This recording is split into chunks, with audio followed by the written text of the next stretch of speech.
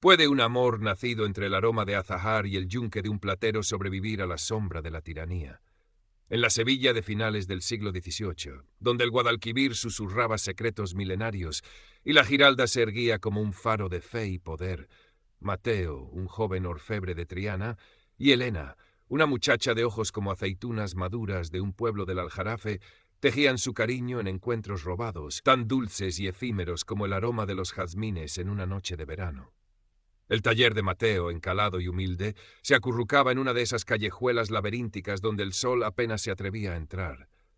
Allí, el repiqueteo de su martillo sobre la plata no era solo un oficio, sino un lenguaje.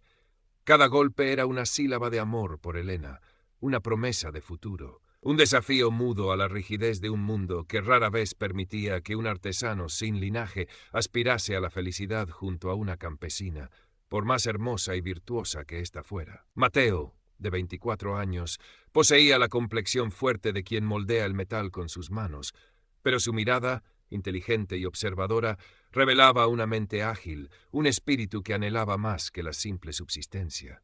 Huérfano desde temprana edad, había aprendido el arte de la platería de un viejo maestro que le enseñó no solo la técnica, sino también la paciencia y la dignidad del trabajo bien hecho.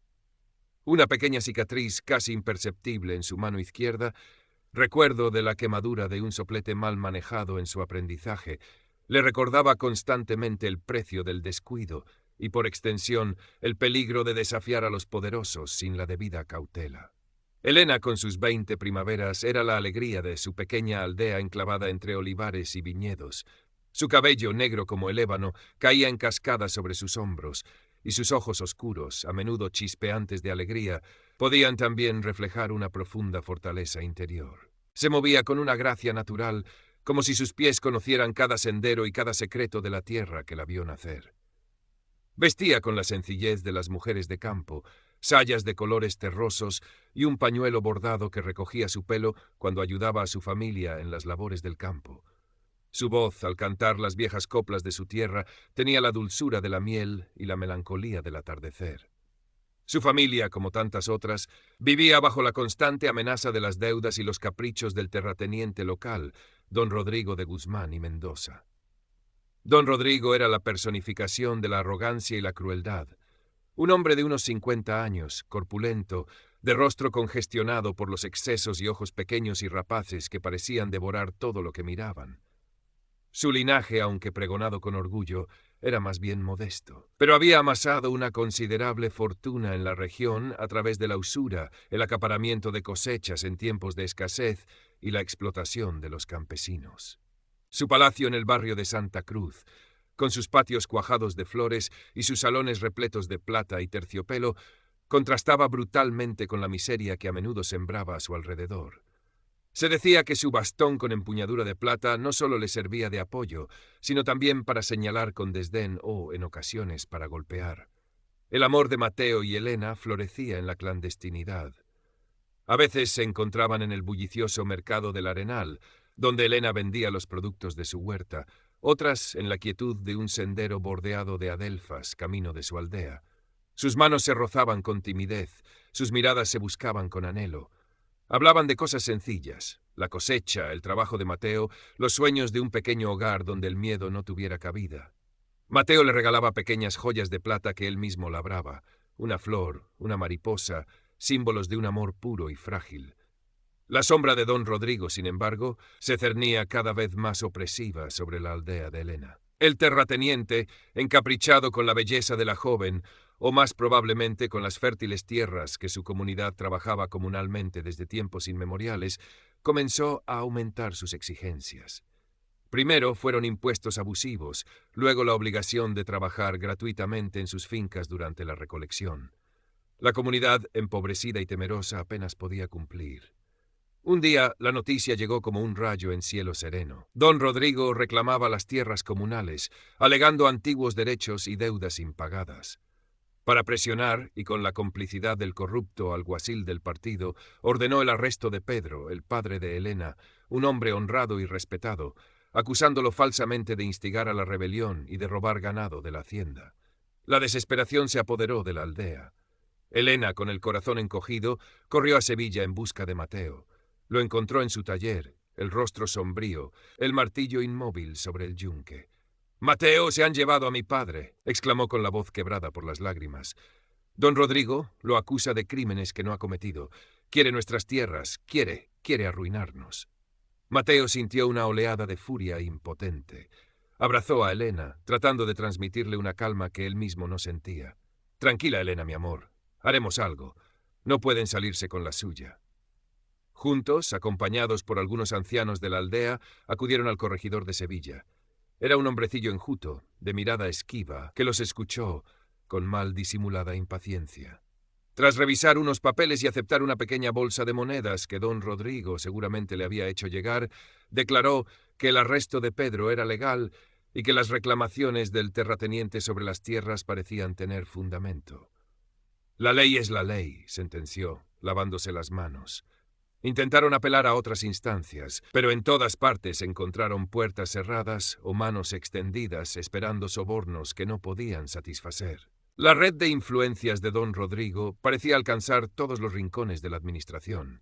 Mientras tanto, Pedro languidecía en la húmeda y oscura cárcel del partido, y la amenaza del desalojo se cernía sobre la aldea.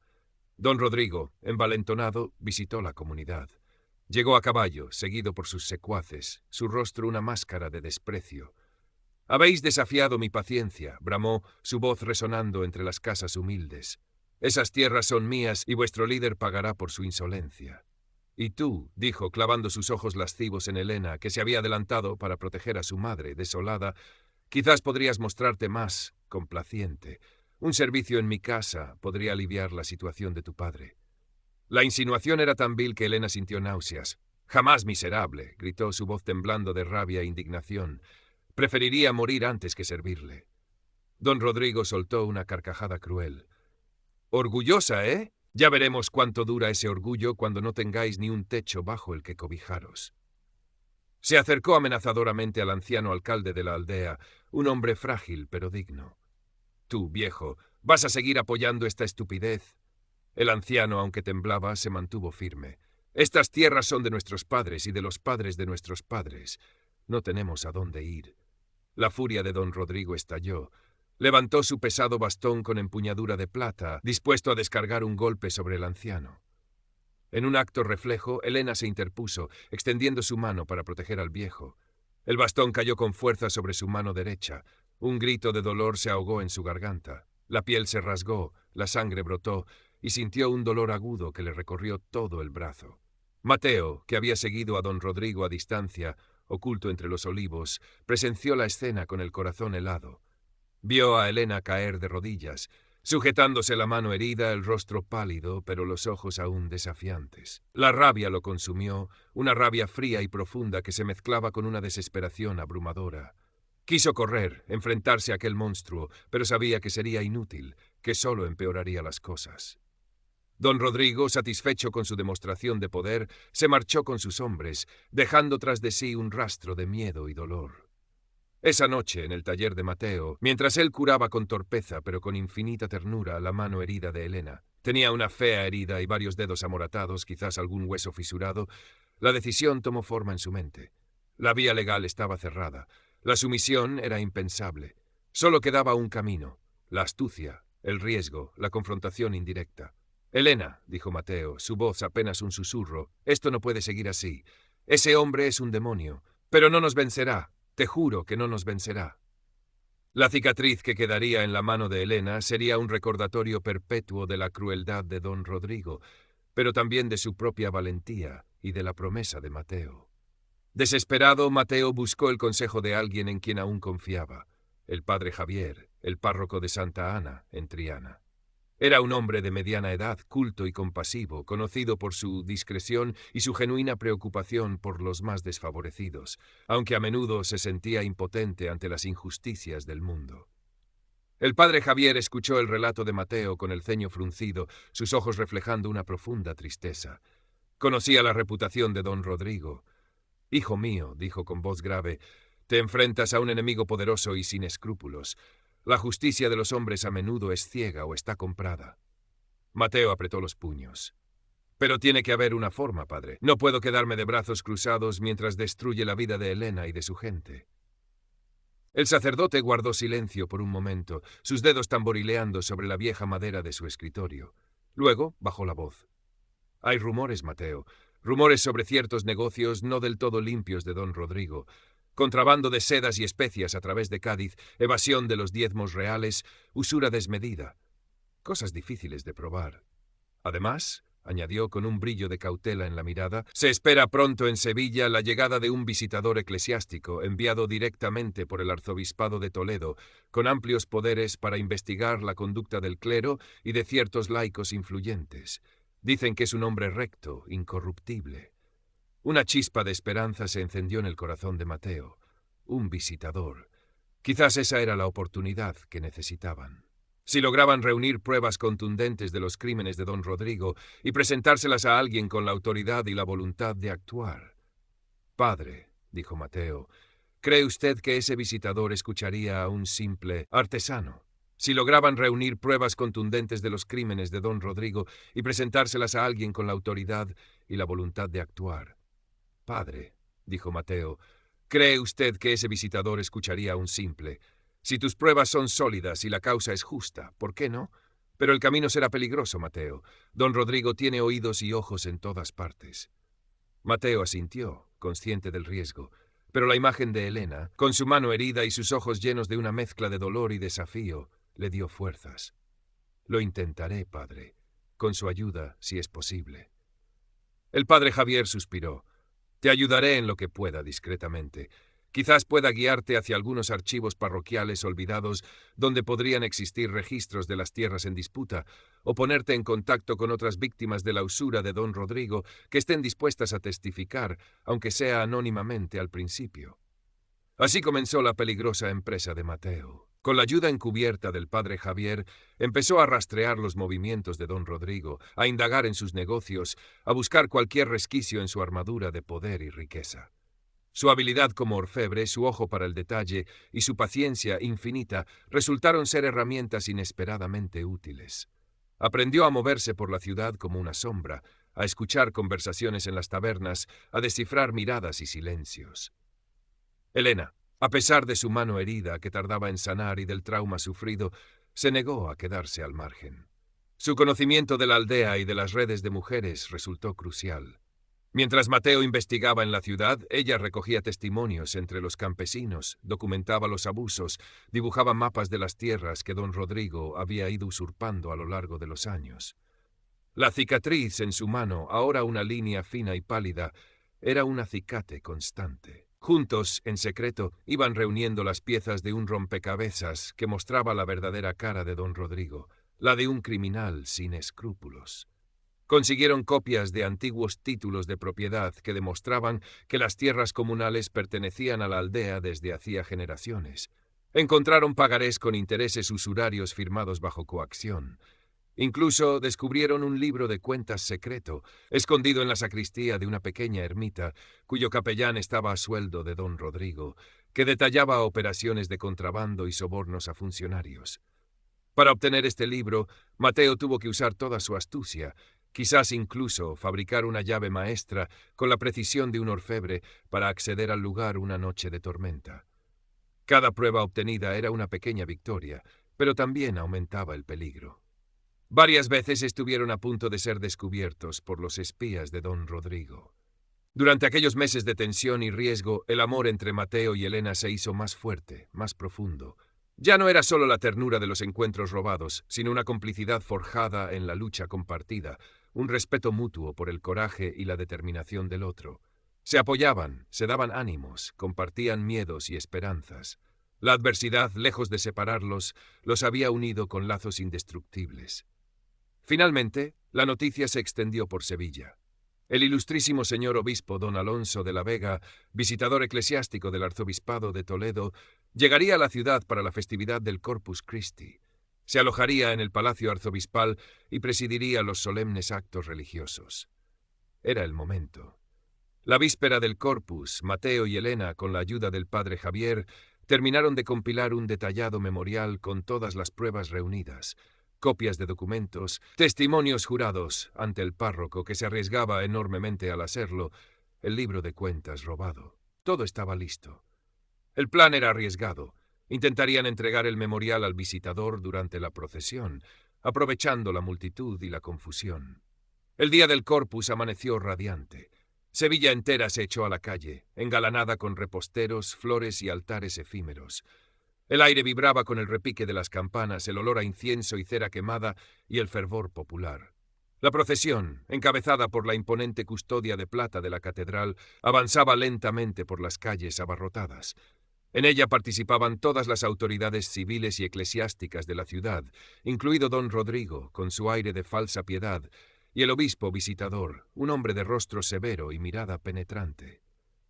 Mateo y Elena se habían situado en un punto estratégico de la carrera oficial, cerca de la catedral. El corazón de Mateo latía con fuerza contra sus costillas. Llevaba el memorial oculto bajo su capa.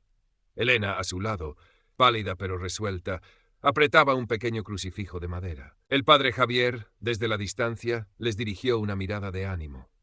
Cuando el séquito del visitador pasó frente a ellos, Mateo vio su oportunidad. Un grupo de niños que jugaban cerca provocó un pequeño revuelo, distrayendo momentáneamente a los guardias. Con un movimiento rápido y preciso, Mateo se adelantó, se arrodilló brevemente como si fuera a besar el anillo del obispo, una costumbre extendida, y en lugar de eso deslizó el voluminoso paquete en sus manos. «Ilustrísimo señor», dijo con voz clara y firme, aunque temblorosa por la emoción, «en nombre de la justicia y de los humildes de esta tierra, os ruego que leáis esto. Contiene pruebas de graves crímenes cometidos por quien camina a vuestro lado con falsa devoción». El obispo de la Vega, sorprendido, tomó el paquete. Su mirada pasó de Mateo a don Rodrigo, que había presenciado la escena con el rostro desencajado por la furia y la sorpresa.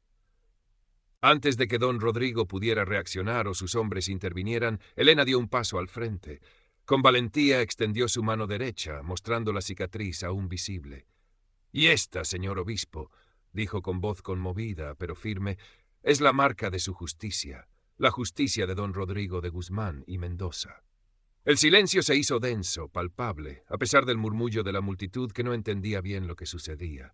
El visitador miró la mano de Elena, luego el rostro lívido de don Rodrigo. Su expresión se endureció. «Recibo este memorial», dijo con voz autoritaria, dirigiéndose a Mateo, pero con la mirada fija en Rodrigo, «y os aseguro que será examinado con la mayor diligencia. La justicia de Dios y de la Iglesia no hace acepción de personas». Agarró el paquete con firmeza y continuó la procesión, dejando a don Rodrigo petrificado, consciente de que su mundo empezaba a desmoronarse. Mateo y Elena se miraron. Habían hecho todo lo que estaba en sus manos. Ahora solo quedaba esperar. Los días siguientes fueron de una tensión insoportable. Don Rodrigo intentó por todos los medios desacreditar a Mateo y Elena, moviendo sus influencias, amenazando, sobornando. Pero el obispo visitador demostró ser un hombre íntegro y astuto. Se encerró en el palacio arzobispal con el memorial y con la ayuda de sus propios notarios y teólogos de confianza, comenzó una investigación exhaustiva y secreta. Llamó a declarar al padre Javier, quien confirmó la veracidad de muchos de los testimonios. Hizo revisar los archivos de la diócesis y del cabildo. Finalmente, una semana después, la noticia estalló como una bomba en Sevilla. Don Rodrigo de Guzmán y Mendoza era arrestado por orden del visitador eclesiástico, acusado de usura, perjurio, apropiación indebida de bienes de la Iglesia, por los diezmos no pagados y las tierras usurpadas a capellanías y otros graves delitos. Se le embargaron sus propiedades y se inició un proceso canónico y civil contra él. La caída del tirano fue fulminante. Sus amigos poderosos le dieron la espalda, temerosos de verse salpicados por el escándalo. Los campesinos de la aldea de Elena y otras víctimas de sus abusos celebraron la noticia con una mezcla de incredulidad y júbilo contenido. Pedro, el padre de Elena, fue liberado de la cárcel, absuelto de todas las falsas acusaciones. Las tierras comunales fueron restituidas a la aldea. La sombra de don Rodrigo se había disipado. El proceso fue largo, pero la justicia, aunque lenta, llegó. Don Rodrigo fue despojado de la mayor parte de su fortuna mal habida y condenado a pasar el resto de sus días en un monasterio remoto, cumpliendo penitencia por sus pecados. Algunos de sus bienes fueron destinados a reparar el daño causado a sus víctimas. Mateo y Elena, convertidos en héroes discretos,